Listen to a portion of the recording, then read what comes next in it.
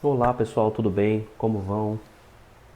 Então vamos continuar agora o nosso estudo sobre filtros, certo? Então, na última aula, a gente viu a relação, né, entre a forma como a gente escolhe os polos, ou a forma como a gente escolhe os polinômios, por assim dizer, né, porque escolher os polos implica escolher os polinômios, e a forma como o filtro vai ter as suas derivadas, certo? A sua forma na banda de passagem e a sua forma na banda rejeitada, né? Em particular, a gente olhou dois casos especiais, que são os casos dos polinômios, né, de Butterworth e dos polinômios de Chebyshev, que dão pra gente respostas bem interessantes.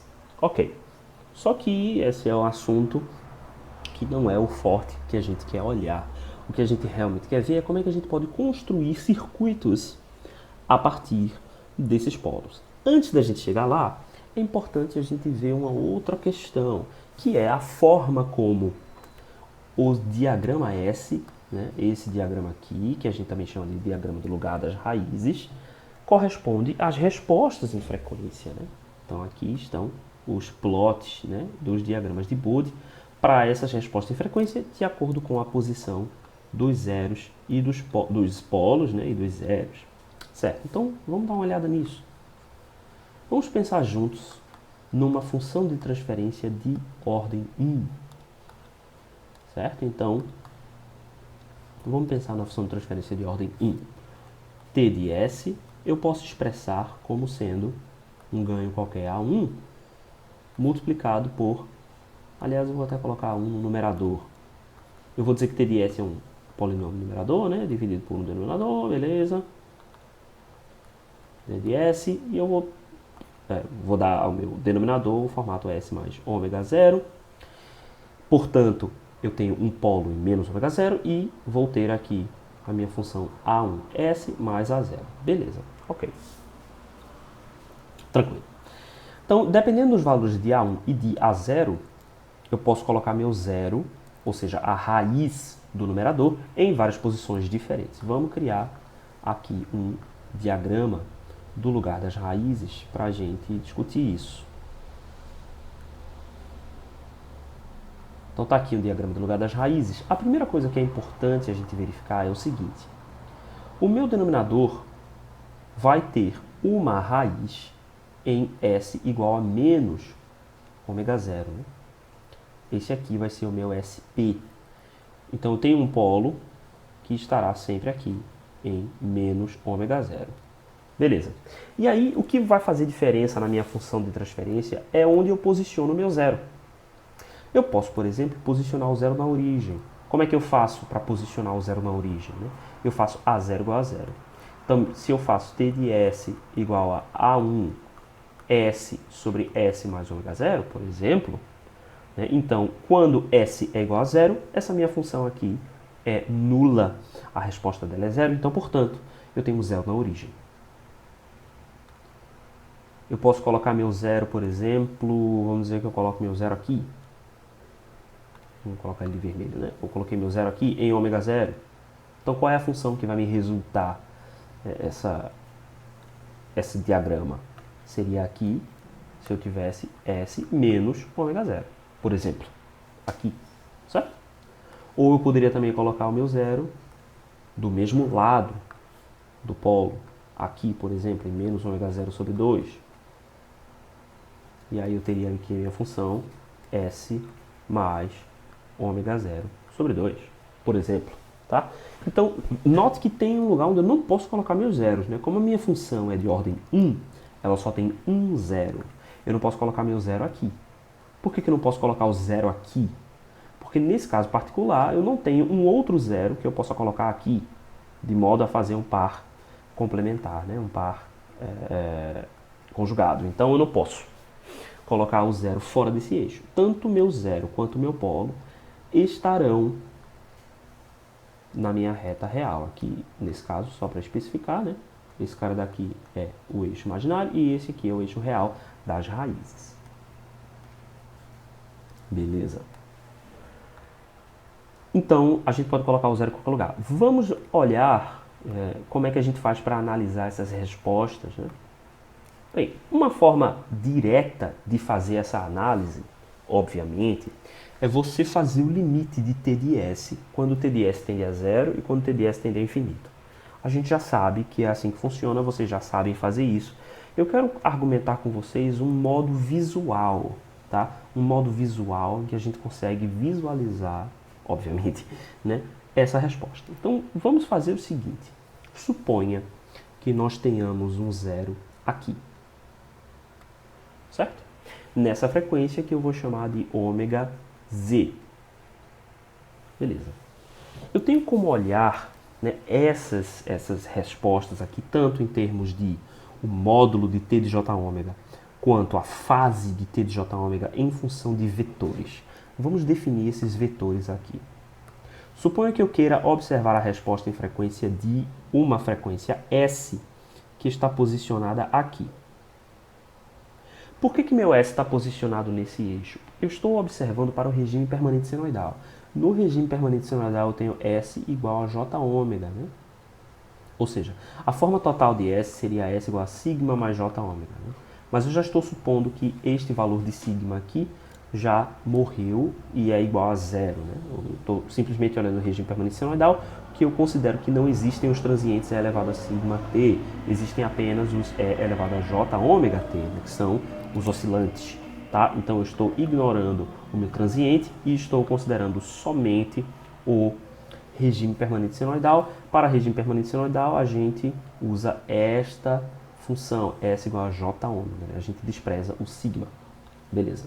Então, S igual a J ômega para frequências positivas, né? Claro, porque a gente está tratando de circuitos reais, quando o tempo vai para frente, né? Então, as frequências são positivas. Frequência negativa é viagem, tá? Só de matemática abstrata. Aqui, para circuitos reais, a frequência é sempre positiva. Ok? Então, os nossos valores de frequência estarão sempre ao longo desse eixo. Meu valor de S estará sempre ao longo desse eixo, porque S é igual a um valor J ômega para ômega positivo. Então, vamos supor que S esteja aqui, sendo S igual a J ômega. Beleza. Então, a gente vai definir três vetores. A gente vai definir o vetor S, que obviamente aponta da origem. Não era isso que eu queria fazer. Você ficou gigante. Ok, assim acho que tá bom. S aponta nessa direção. Aliás, eu menti. Eu vou usar o pequeno mesmo, porque senão vai ficar muito ruim. S está nessa direção. Eu vou definir um vetor chamado ômega z. Tá? Aliás, SZ. Então eu vou chamar esse vetor aqui de SZ, de zero. E eu vou chamar o vetor em vermelho aqui de SP, de polo. SP de polo. E esse vetor azul eu vou chamá-lo de S, simplesmente de S. Vamos observar a minha resposta em frequência. Quem é a minha função? T de S vai ser um certo ganho A1, né? S mais ômega zero, esse aqui é o nosso denominador padrão. E no nosso numerador, para a gente ter esse zero aqui, a gente precisa ter S menos ômega z. Beleza. Se eu definir que S é esse meu vetor, quem é essa quantidade, né? Quando eu faço T de J ômega, esse cara é A1 vezes, aqui vai ser J ômega menos ômega z. E aqui embaixo, J ômega mais ômega zero. Só que quem é o meu vetor ômega z, né? Eu posso reescrever esse cara daqui como T de J ômega, o módulo de T de J ômega vai ser A1 vezes o módulo da diferença entre dois vetores, o vetor S menos o vetor SZ. Concordam? Se eu expresso esses caras aqui como vetores, eu posso dizer que o módulo dessa subtração aqui vai ser matematicamente equivalente ao módulo disso aqui. Sobre o módulo de S menos SP. Aqui eu estou fazendo menos ômega zero. Beleza, então, se vocês concordam que eu posso pular daqui para cá, se a gente conhece esses vetores S SZ e SP, e a gente consegue fazer essa subtração visual aqui, nós conseguimos então determinar qual é que vai ser o formato desse meu ganho aqui. Então eu vou criar aqui um vetor que será S menos SZ, ou seja, eu posso fazer essa subtração apontando um vetor. Mentira que ele não entra aqui, né? Eu devia estar esperando isso já. Nunca funciona pra mim, né? Esse vetor aqui vai ser S menos SZ. E o contrário vai ser o meu vetor. Esse vetor aqui será o meu vetor S menos SP. Beleza. E agora? O que eu vou fazer com essas informações? Quem é que vai ser a minha função de transferência? É a razão entre esses dois vetores. Então, o que a gente espera nessa função aqui? A gente espera que eles sejam bem semelhantes, os tamanhos dos vetores.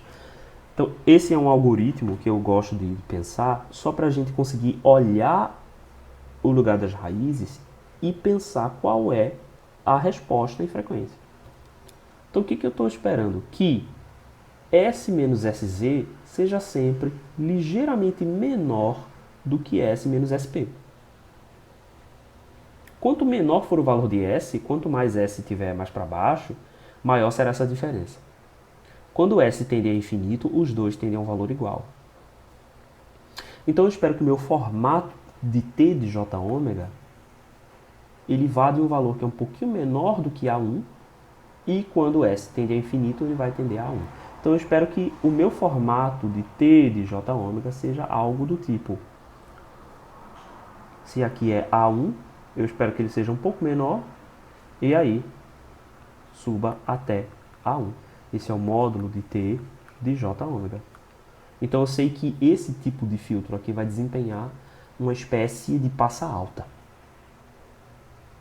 Como é que eu posso verificar a fase aqui, né? A fase de T de J ômega vai ser igual a 1 tem fase 0, né, porque é uma constante, então vai ser igual a fase de S menos SZ menos a fase de S menos SP.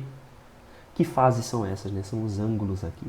Então, o ângulo de S menos SZ, esse primeiro ângulo, vai ser dado por esse ângulo aqui, ó, φ Z.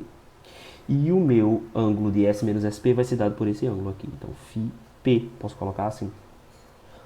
Então, vamos observar qual que é a resposta em fase deste diagrama. Quando S está em 0, ou seja, eu estou pegando esse ponto azul e levando para o 0 aqui, φP vai ser igual a 0. Então, quem é a fase de T de 0? Certo? 0 Hz. Essa fase aqui é igual a 180, né? E essa fase aqui é igual a 0, menos 0. Então, esse circuito aqui vai começar com 180 graus de diferença de fase. E a minha fase em frequência infinita é quando esse S vai para infinito, né? Então, os dois ângulos vão tender a 90 graus. Portanto, 90 menos 90. Então, esse cara daqui vai até 0 graus. Então, eu espero que a resposta deste filtro comece em 180 e vá até 0. Vamos ver se isso aqui é verdade. Tem aqui esse programa na internet que a gente pode fazer, né, esses plots diferentes. Então vamos fazer isso, como foi mais ou menos que a gente fez, né? Colocamos o nosso polo um pouquinho mais distante e o nosso zero, vamos colocar ele mais próximo. Então olha só a nossa resposta em frequência, veja se não coincidiu com aquela nossa previsão, né? Então a nossa função de transferência começa um pouco mais baixa e depois ela tende a chegar ao nosso valor máximo quando a frequência tende a uma frequência mais alta. Tá? Aqui ela está em radianos por segundo, certo? Então o nosso tipo de resposta que é semelhante, é uma resposta genérica. E a nossa frequência, olha lá, ela começa em 180, aqui está dando 179.9, né?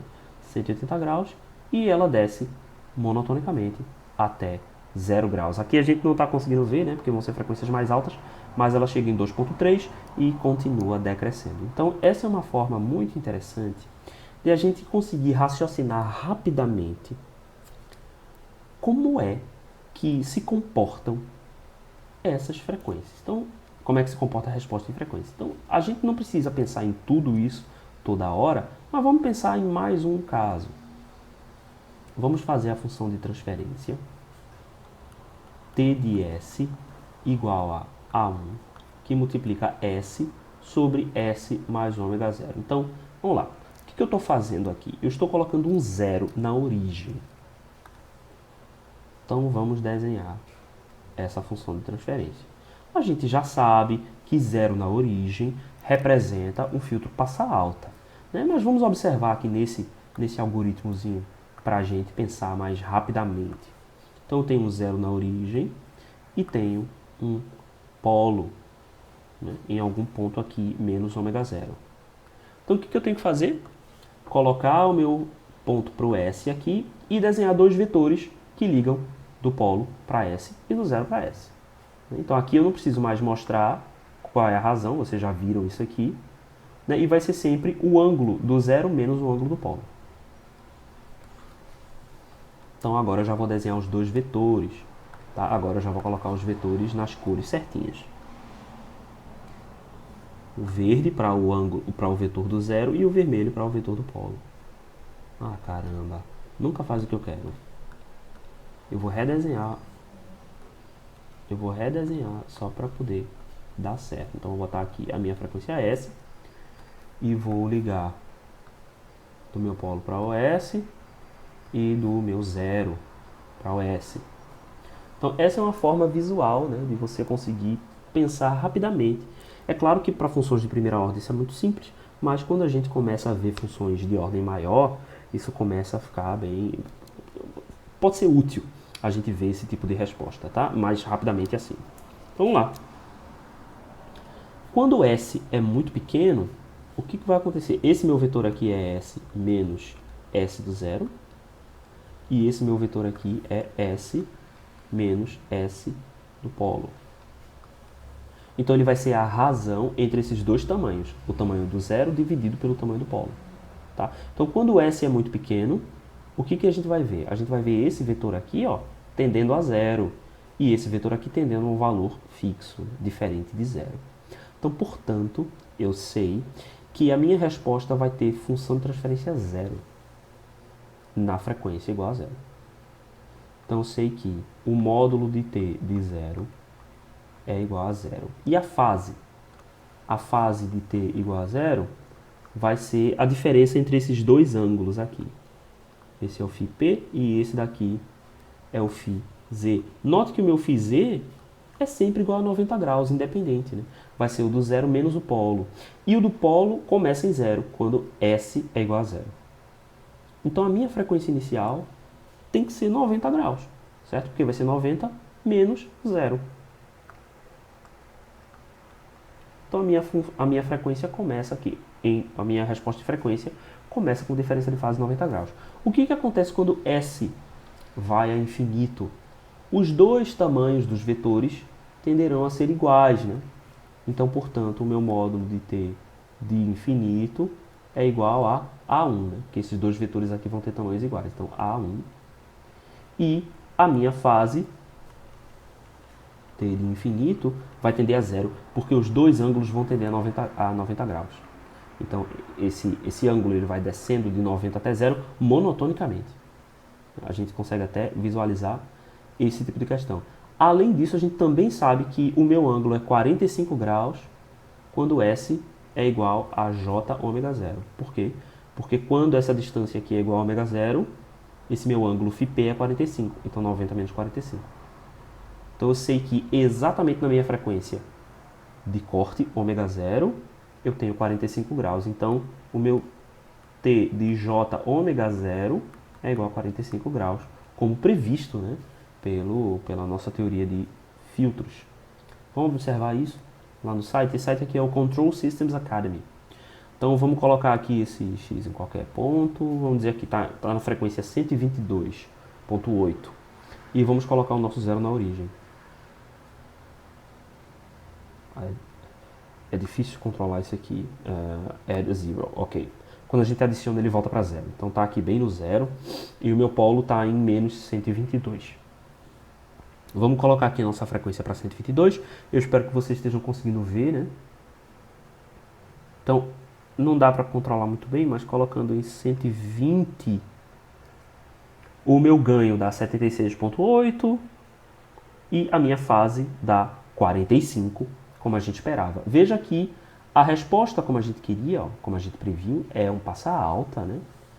Que faz sentido, né, com a nossa análise, vai de 0 até A1, né? Ou seja, passa alta,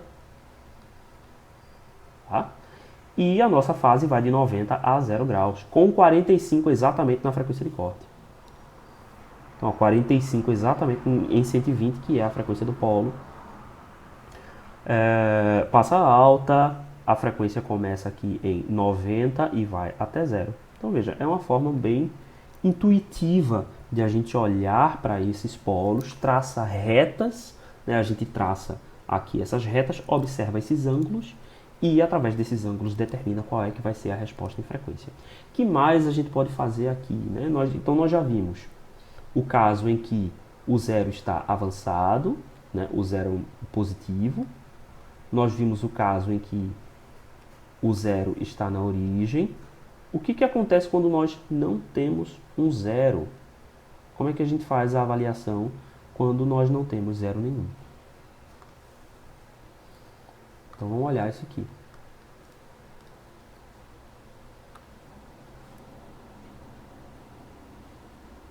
Vamos colocar aqui o gráfico, diagrama S, um único polo em menos ômega zero, né? E vamos avaliar para essa frequência S. Como é que a gente consegue fazer uma função como essa? A função de transferência T de S a gente vai ter que fazer A1 igual a zero, né? Aqui, ó, a gente vai ter que fazer A1 igual a zero e fazer A0 igual a algum valor diferente de zero. Então, a minha função vai ser A0 sobre S mais ômega zero. Note que aqui, quando a gente faz a nossa abstração de dizer que o zero está no infinito, a gente não vai levar em consideração esse zero na hora de visualizar esse vetor, certo? Porque esse zero aqui é apenas um resultado do limite aplicado quando S tende a infinito. Então a gente vai ver esse resultado acontecer quando a gente aplicar o limite S a infinito e não invente de fazer um vetor que desce do infinito até aqui. Não inventa de fazer isso, certo? Então essa não é a resposta. A gente só vai trabalhar com aquilo que é real, com aquilo que está aqui, certo? Sem esses zeros abstraídos. Então no caso, a gente vai observar. Eu vou redesenhar por causa disso. Porque isso tira a minha paz, noite e dia. Então, vamos lá. S. E vou colocar aqui imaginário, real. Então, o que eu vou ter? O meu módulo de T de S, quando eu tenho J ômega igual a zero, vai ser simplesmente o A0 dividido pelo comprimento desse vetor quando S é igual a zero. Quando S é igual a zero, o comprimento desse vetor é ômega zero. Então, ômega zero. Certo? Isso é óbvio olhando isso aqui. É só a gente fazer S igual a zero. E também a fase. Ou melhor, quando a gente fizer ó, T de J ômega igual a infinito,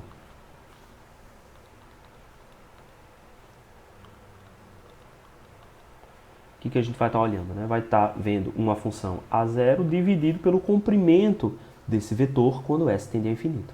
Então vai naturalmente dar zero. Naturalmente ele dá zero. Beleza. O que vai acontecer com a fase? Essa fase T de J ômega, quando a frequência for a zero, for até zero, né? Quando essa frequência estiver vindo até zero, esse ângulo aqui, esse ângulo tende a zero. Então, zero. E quando S for infinito, esse ângulo vai tender a 90 graus. Só que lembre-se que esse ângulo aqui é o ângulo do polo, né? Então, meu ângulo é o ângulo do zero menos o ângulo do polo. Como eu não tenho zero, então é simplesmente menos o ângulo do polo. Então, esse cara vai tender a 90 graus, o que faz com que a nossa função vá até 90 graus. E agora que eu percebi que esse coisa aqui não ficou muito bom. Mas então, deixa eu só trocar por setas. Ou seja, o meu t de j ômega vai de 0 a menos 90. Naturalmente, ele vai valer menos 45 graus quando S for igual a ômega zero. Né? Isso aqui é bem fácil de ver geometricamente. Quando S for igual a ômega zero, a gente vai ter 45 graus. Vamos observar? Lá na nossa função, o que a gente tem? Ah, enfim, já está aqui, né? Essa nossa função, porque eu pausei para conferir. Vamos lá. Então aqui, ó, o polo está na mesma frequência, 122. Se eu levo aqui para 122, não dá, mas tem 120 aqui, 124. A minha resposta está em menos 45 graus, como a gente esperava, né? A minha função é uma função passa baixas, como a gente esperava também, né? Passa baixa, opa, reset, passa baixa. E a minha fase vai de 0 até menos 90 graus. Aqui está dando menos 88,8, mas no infinito vai dar 90 graus. E aqui em 0, 0 graus. Também aqui é a mesma razão, né? Quando ele vai até a frequência zero, porque nosso gráfico não começa na frequência zero, né? Então, beleza. O que mais? Existe um ponto especial, que é quando o polo e o zero estão equidistantes. Quando eles estão exatamente equidistantes, eu não consegui fazer aqui. Deixa eu tentar dar um zoom. 122, aqui 125, 122. Pronto, está quase igual. Quando eles estão equidistantes, note o seguinte, os vetores, imagina aqui que eu tenho dois vetores, certo? Um vetor que liga daqui até aqui e um vetor que liga daqui até aqui. Sempre terão o mesmo comprimento. Sempre a distância do meu ponto S até o polo e do meu ponto S até o zero é sempre a mesma. Portanto, a minha função de transferência é constante, tá? Porque essa razão entre as distâncias vai ser sempre igual. Mas a fase não. Em zero, o meu ângulo do zero vai ter 180 e o meu ângulo do polo vai ter zero. Então eu vou começar em 180 graus. Aqui, 180 graus. 180 graus. E quando eu tendo S a infinito, o meu ângulo do zero vai tender a 90 e o meu ângulo do polo vai tender também a 90. O que implica que o meu ângulo, um menos o outro, vai a zero. E é isso que a gente está vendo aqui. Isso é bem interessante, né? De ver acontecer. Beleza. Por que a gente está vendo isso? Que vocês podem estar se perguntando, que isso é óbvio, é muito fácil de ver isso na função. Mas quando a gente começa a aumentar a quantidade de zeros e polos, fica mais interessante. Né? Fica mais interessante. Então vamos fazer o seguinte, vamos adicionar um polo e vamos deletar um zero. Obviamente esse filtro aqui, esse programa, ele já calcula certinho. Né? Então veja que ele não permite que você coloque dois polos, um só imaginário. Quando você leva um, automaticamente ele leva o outro para o complexo conjugado. Então vamos colocar aqui na frequência de 100. Vamos colocar em qualquer lugar, vai. Aqui. Qual é o tipo de resposta que a gente espera obter aqui? Quando a gente tem dois polos,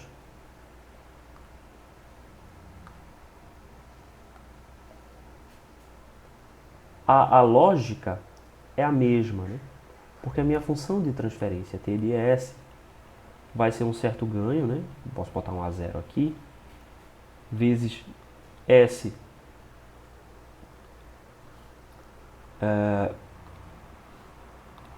menos S menos o S do 0,1, S menos S do 0,2 e S menos S do polo 1, S menos S polo 2. Então a lógica é a mesma, tá? Então o que eu vou estar comparando aqui? Eu vou estar comparando os módulos dos meus vetores. Então, meu módulo de t de j ômega vai ser esse ganho inicial, A0, vezes os módulos de S menos SZ1 vezes o módulo de S menos SZ2. Então, a gente tem uma maneira visual, S menos SP1, S menos SP2, de determinar qual é que vai ser a resposta. Quando a minha resposta estiver próxima a um polo, isso significa que esses termos aqui vão ser menores. O que significa que t de j ômega aumenta. Quando a minha frequência estiver próxima a um zero, significa que esses termos aqui vão ser menores, então a minha resposta diminui. Então, se eu tenho aqui, por exemplo, um par complexo conjugado, aliás, esse aqui não é, deixa eu desenhar direitinho, aqui, beleza, um par complexo conjugado, imaginário, real, o que eu espero que aconteça, né? Eu não tenho nenhum zero. Então, eu comecei com a minha frequência na origem, S. Qual é que vai ser a minha fase aqui? Tá? Quem vai ser a minha fase? Então, eu vou colocar dois vetores que apontam do polo para a origem e do polo para a origem. Quem são estes ângulos, tá? Então, esse meu primeiro ângulo, comparado com a reta horizontal, né? Claro, sempre. No meu primeiro ângulo, a minha fase, nesse caso específico aqui, é menos 45 graus. E para o segundo, a minha fase é mais 45 graus. Então, quem é que eu espero que seja a minha fase? É a fase de todos os zeros, menos a fase de todos os polos. Então, no caso, vai ser 0 menos 0, ou melhor, 0 mais 0, menos, porque aqui eu não tenho zeros, né? Então, os meus ângulos aqui para os polos são 45 mais menos 45. Então, no caso, vai começar em 0. A minha fase vai começar em 0. A minha fase de t de j ômega vai começar em 0 graus. E qual é a tendência? Quando eu começo a levantar aqui, esse cara, vai existir uma frequência aqui, ó. Quando eu chego exatamente nesse ponto, esse ângulo aqui zera, né? Esse ângulo vai para 0 e esse aqui vai valer alguma coisa maior que 45. E eles continuam subindo. No infinito, lá no infinito, eu vou ter 90 graus nos dois ângulos, né? Esses dois ângulos vão subir até lá. Então, essa minha função deve ir de 0 a 180 graus. Aliás, de 0 a menos 180 graus, já que trata-se de menos o valor desse ângulo. Então, eu espero que seja de 0 a menos 180 graus. Beleza. Ok. E o que vai acontecer com a minha função de transferência? Que tipo de função é essa? Né? Eu estou aqui no início próximo de polos. E esses vetores aqui têm um valor finito. Quando eu começo a me afastar na direção da frequência infinita, esses meus comprimentos começam a ficar cada vez maiores até ficarem infinitos. Então eu espero que essa minha função decaia. Certo? Então a minha função de transferência vai ser de um filtro passa baixas. Porque nas frequências altas eu tenho aqui a rejeição, né? Por conta desses dois vetores. E é isso que a gente vê acontecer aqui. A minha fase vai de 0 a menos 180, correto? E aqui o meu diagrama vai caindo. Beleza. Se eu coloco um zero a mais na origem, o que vai acontecer? Um zero na origem, quando a minha frequência for muito baixa, eu estarei suficientemente próximo desse zero para que o meu ganho seja muito pequeno. Mas quando eu vou me afastando, eu vou ficando mais próximo aqui dos polos. Quando eu vou até infinito, eu chego próximo do outro 0. Ou eu também posso imaginar que os três vetores vão ter tamanhos semelhantes, só que 2 vão se cancelar e vai sobrar um vetor, então ele vai decrescer com ordem 1. Então adiciono um 0 e é isso que acontece. Ela é 0 na origem, vai até um máximo. Esse máximo acontece quando a gente está próximo dos polos. Vamos ver a frequência que esse máximo acontece. Em 128. Certo? E aí ele começa a descer com ordem 1. E dá pra gente ver a fase assim também. Quando a gente está na origem, o que eu espero? Eu espero que aqui esse ângulo cancele com esse. E vai sobrar 90 graus do ângulo do 0. Apontando para a frequência, né? Quando a minha frequência estiver aqui, ó, em algum ponto não nulo, eu vou ter 90 graus aqui nesse ângulo que aponta do 0 para S. E os outros dois ângulos vão se cancelar. Então eu espero que ele comece em 90 graus. Quando a gente vai até infinito, nós vamos ter 90, menos 90, menos 90. Então vai sobrar menos 90 graus. Então aqui, opa, reset. No início eu tenho 90 e no final eu tenho menos 90. Então beleza. Se eu coloco mais um 0, eu tenho um 0 duplo na origem. O que vai acontecer agora? Quando eu estiver com a frequência muito pequena, eu estou aqui próximo de um 0, né?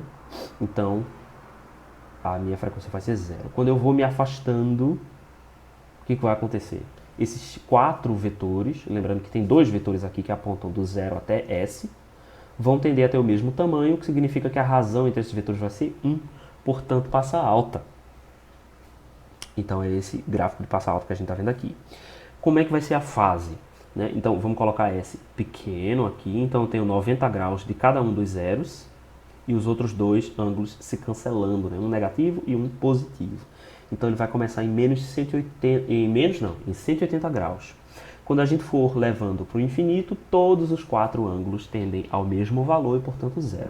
Então a gente espera que essa resposta vá de 180 a 0. 180 graus ali embaixo até 0 ali embaixo.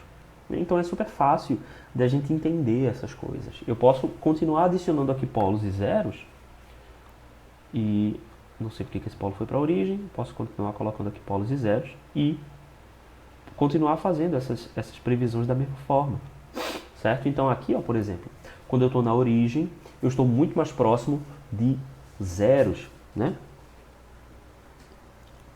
Certo? Eu estou bastante mais próximo de zeros e tenho 3 vetores. Esses 2 vetores aqui tendem a se cancelar em fase. Vamos primeiro ver a fase. Então, a fase desse cara aqui vai cancelar com a fase desse. Então, esses dois vão cancelar. A fase de um 0 vai cancelar com a fase do outro. Então, só vai sobrar a fase de... Peraí, o que eu estou fazendo aqui? Deixa eu colocar o S aqui. A fase desse cara vai ser 180 graus na origem. A fase desse cara vai ser 0. Eles não vão se cancelar não, vai sobrar 180 aqui. Então 180 graus aqui, esse cancela com esse, tá?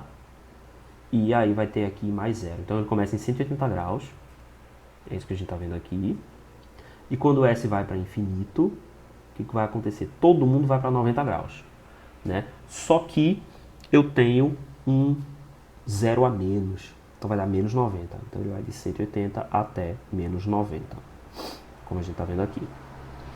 E a resposta em frequência, o ganho, né? O que vai acontecer? Ele não vai a 0 nunca na origem, por quê? Porque ele não passa por dentro de um 0, né? Ou seja, a distância de S para um 0 jamais é nula.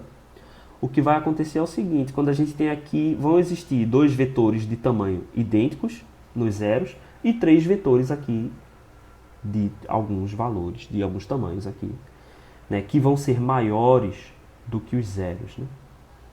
Então beleza, a gente vai ter aqui um ganho. Conforme a gente vai subindo, o que vai acontecendo? A gente vai se aproximando de um polo. Então quando a gente se aproxima desse polo, a gente vai ver um pico, né, na resposta em frequência, e depois quando a gente vai embora, a gente vê o decréscimo de ordem 1, porque eu tenho um polo a mais.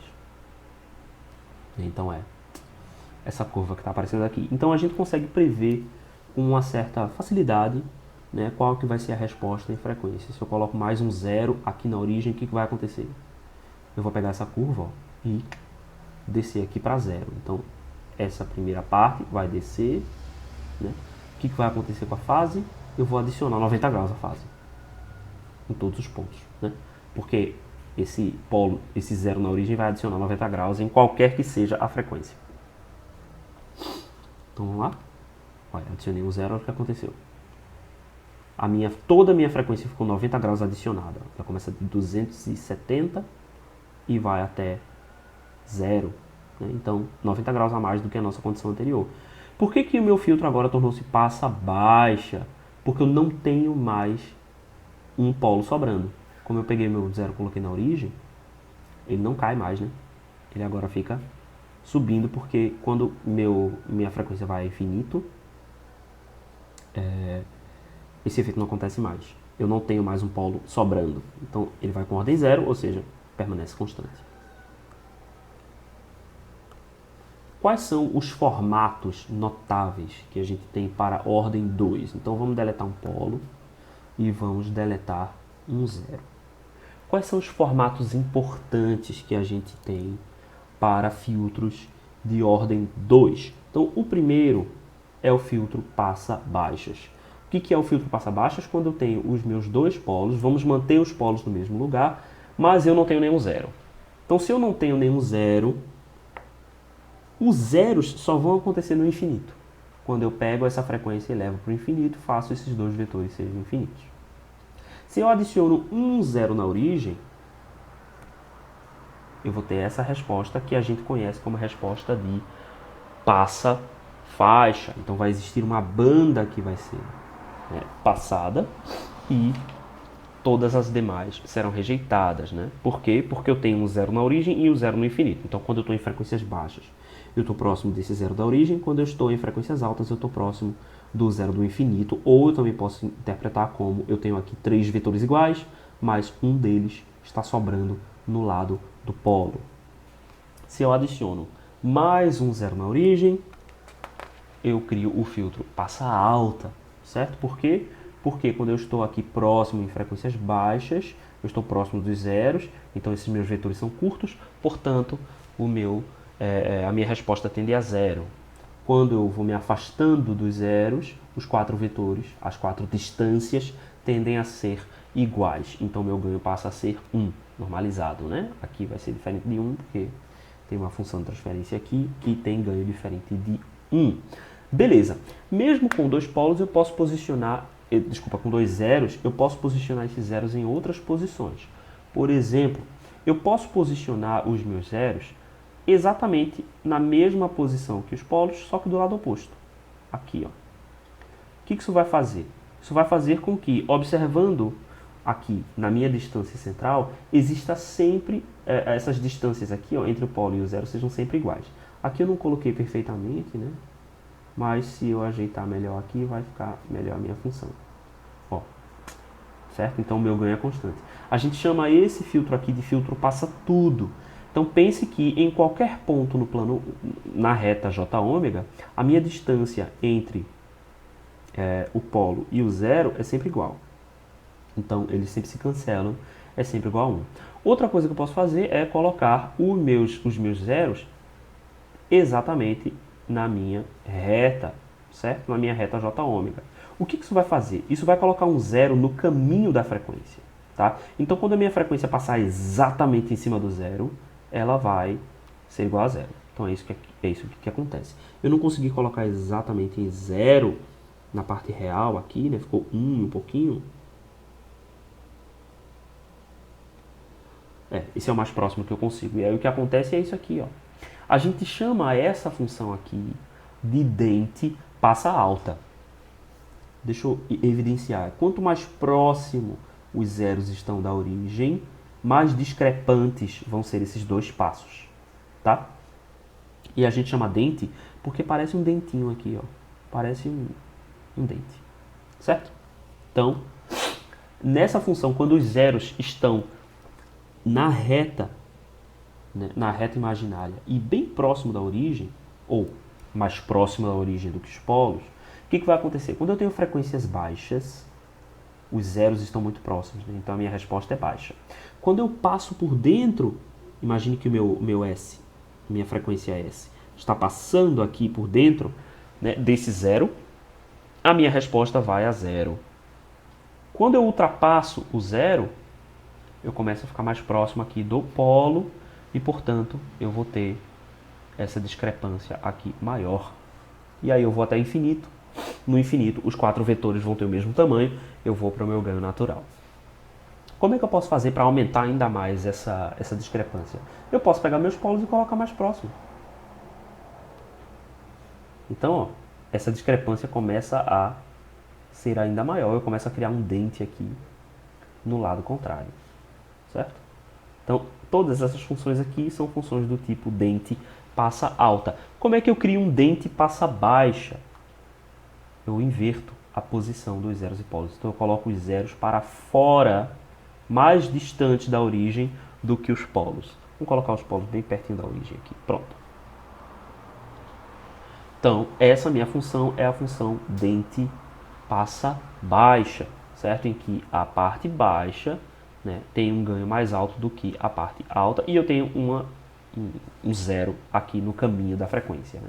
Então, colocando o zero aqui no caminho da frequência, eu crio essa função dente passa alta. Como é que eu faço para que os dois tenham exatamente o mesmo ganho? Eu coloco todos os 4, né, os meus 2 polos e os meus 2 zeros ao longo do mesmo círculo, de um círculo de mesmo raio. Então, vamos fazer isso. Deixa eu tentar fazer aqui visualmente. Olha lá. Então, quando eu tenho o mesmo raio aqui para os zeros e polos, eu tenho a função dente que a gente conhece também como função rejeita-banda. Tá? Então, a função rejeita-banda é um caso particular dessa função dente, que pode ser que pode ter vários formatos. Bem, como é que a gente implementa, né, essas funções? A gente vai implementar essas funções a partir do circuito RLC. Tá? No caso das funções de primeira ordem, a gente vai fazer em função do circuito RC, ou seja, a gente só precisa de um elemento, tá?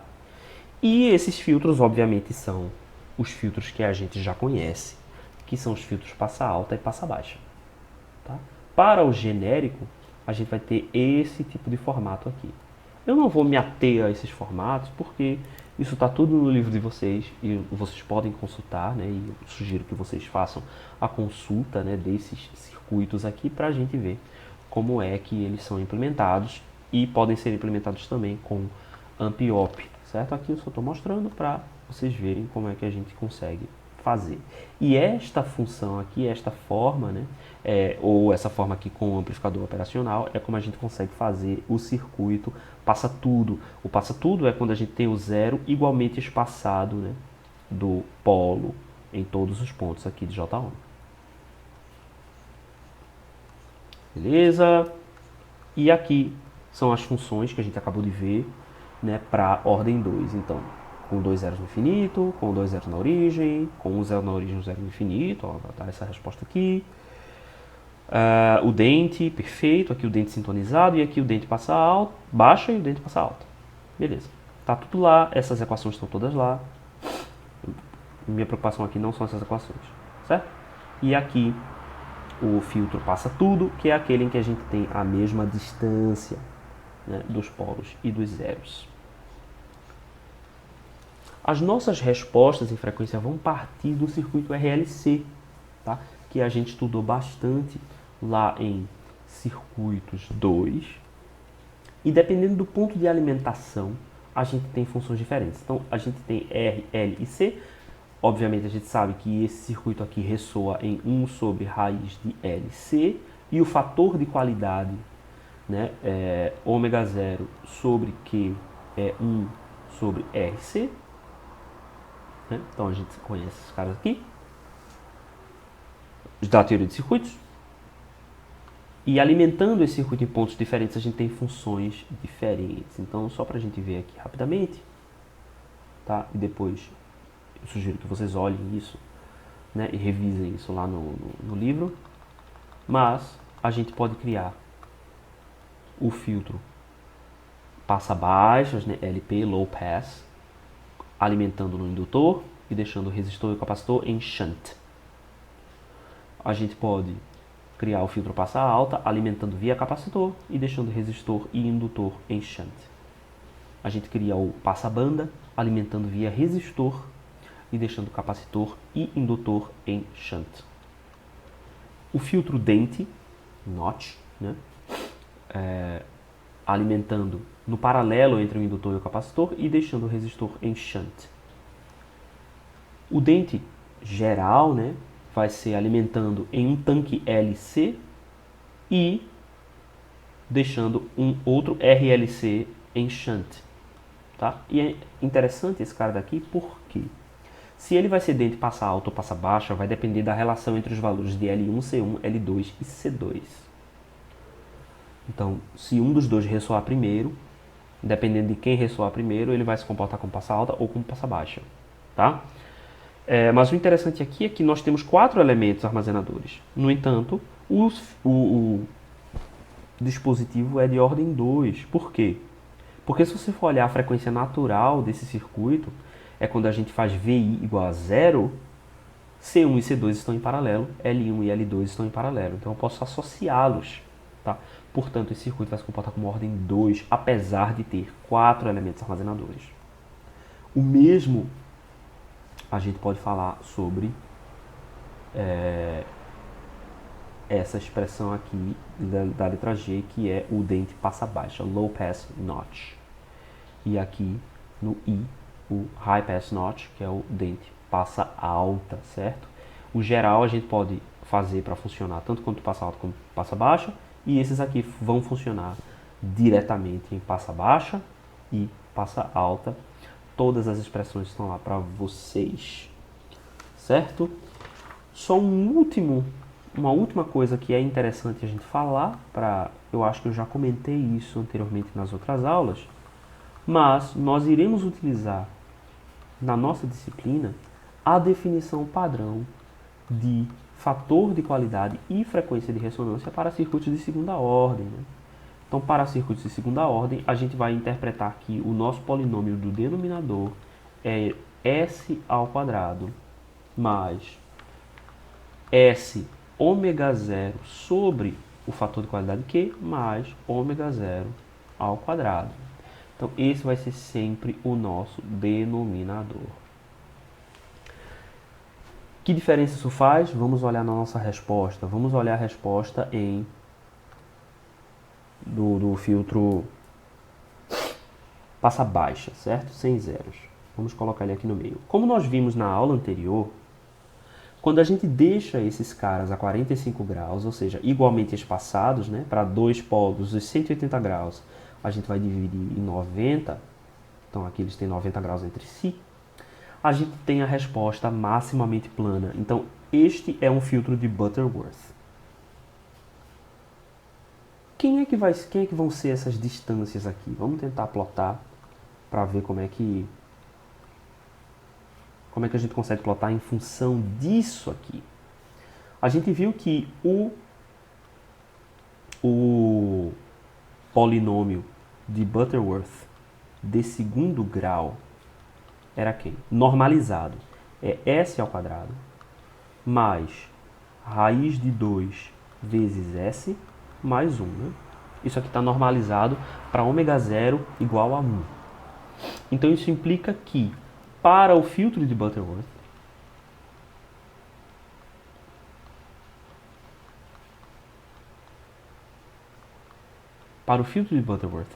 o fator de qualidade do filtro de Butterworth é igual a 1 sobre raiz de 2.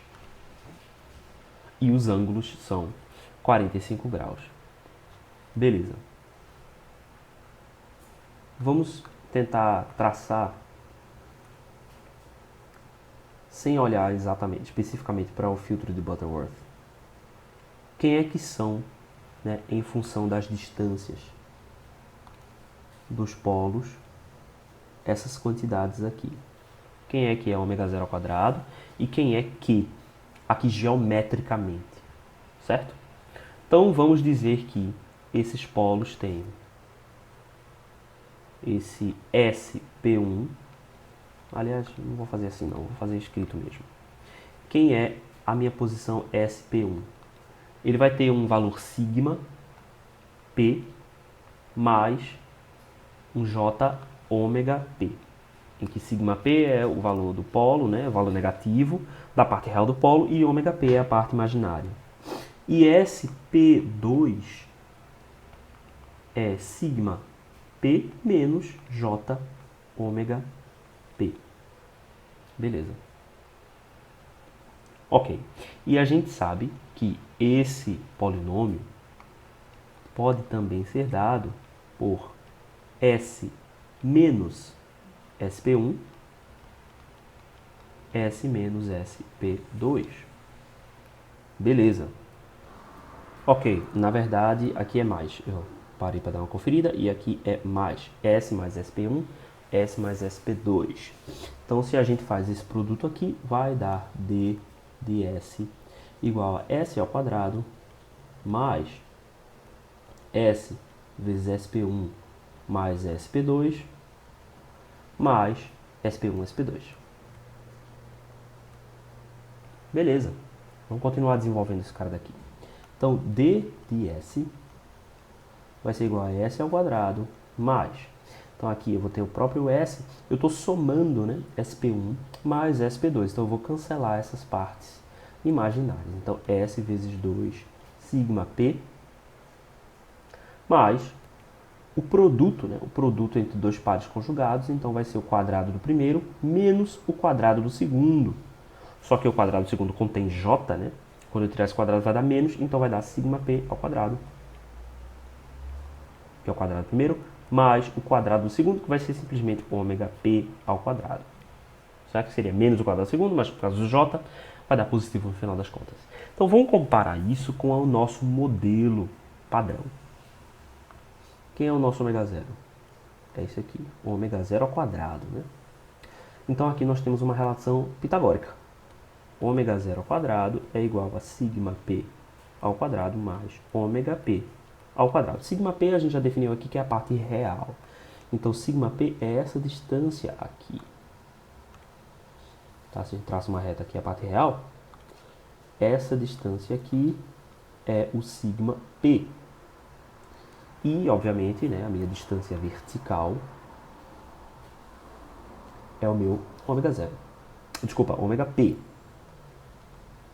Quem é o meu ômega zero? Pela relação aqui de Pitágoras, o ômega zero vai ser este raio aqui, que liga o polo à origem. Então, esse aqui vai ser o meu ômega P. Beleza. Desculpa, ômega zero. Então, a minha frequência de ressonância desse circuito é essa distância. O que é interessante sobre essa distância é que eu posso fazer um círculo aqui. Se eu conseguir fazer esse círculo, né? Que não sei se vai ser tão fácil desenhar esse círculo, não. Eu tenho que deslocar esse círculo para lá. Então, daqui nada a ver.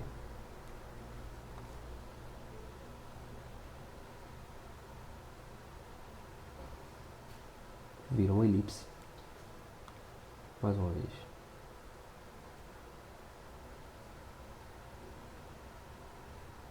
Bem, não deu muito certo não, mas é um círculo, tá?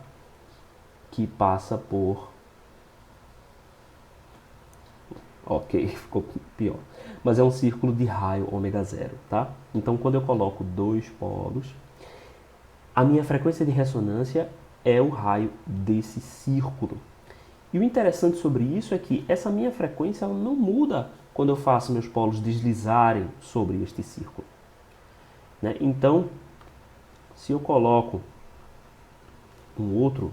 Agora eu vou desenhar o círculo primeiro, agora vai dar certo. Então tá aqui o meu círculo. E eu vou desenhar os meus eixos. Coloquei aqui e coloquei aqui. o real e o imaginário.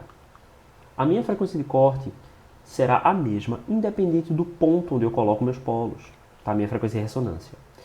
Então, aqui, se eu coloco os polos aqui, por exemplo, par complexo conjugado, a minha frequência continua sendo o raio dessa circunferência. O raio desse círculo aqui.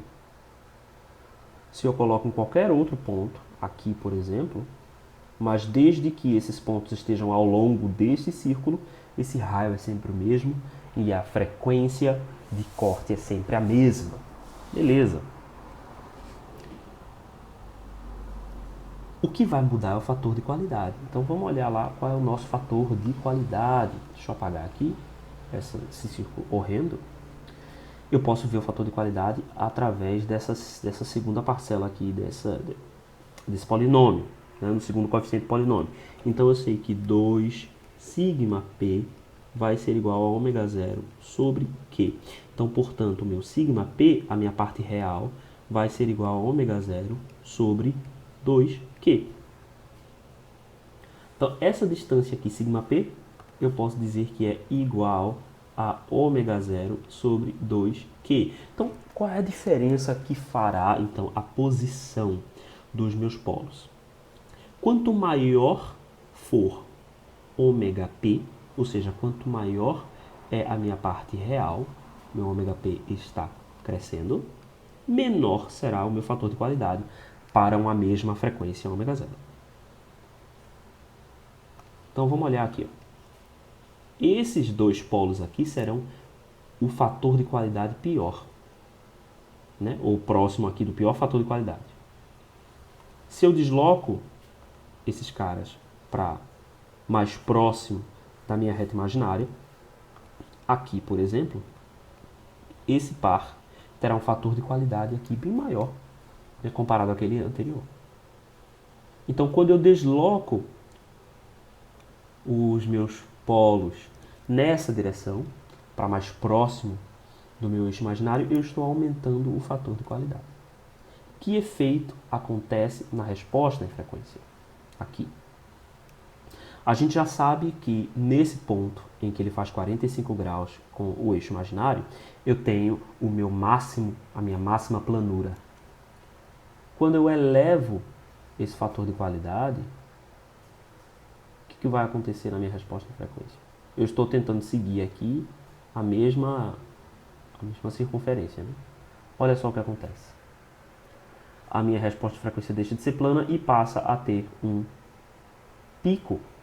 Esse pico aqui acontece quando eu ultrapasso a máxima planura. Então, se o meu fator de qualidade for maior, né, do que 1 sobre 2, a gente começa a ter esse pico. E o que acontece quando eu começo a descer o meu polo abaixo desse valor para ter fatores de qualidade menor, né? Eu tenho funções que se assemelham à função de máxima planura, né? São funções mais planas, só que elas não são mais planas do que quando eu tenho o fator de qualidade igual a 1 sobre raiz de 2. Quando o meu fator de qualidade é exatamente 1 sobre raiz de 2, então eu tenho a máxima planura. Se eu passo disso, eu começo a ter pequenos picos. Certo? Maior do que 1 sobre raiz de 2, eu começo a ter esses picos aqui. Quanto mais próximo eu estou do eixo, maiores são esses picos, até o ponto em que, se eu atinjo o eixo, eu começo a ter descontinuidades, né? E aí o meu filtro deixa de ser estável e deixa de ser realizável, certo? Não é porque existe uma função matemática que eu vou ter essa resposta aqui bonitinha, tá? Esse filtro aqui, por exemplo, é instável pra caramba, tá? Apesar de ele ter uma resposta aqui que é quase um diagrama de Bode. Quase um Butterworth. Agora sim, agora estável. Certo? Beleza, pessoal. Então é isso. São esses aí os nossos assuntos. Essa aula, na verdade, é reposição da sexta-feira.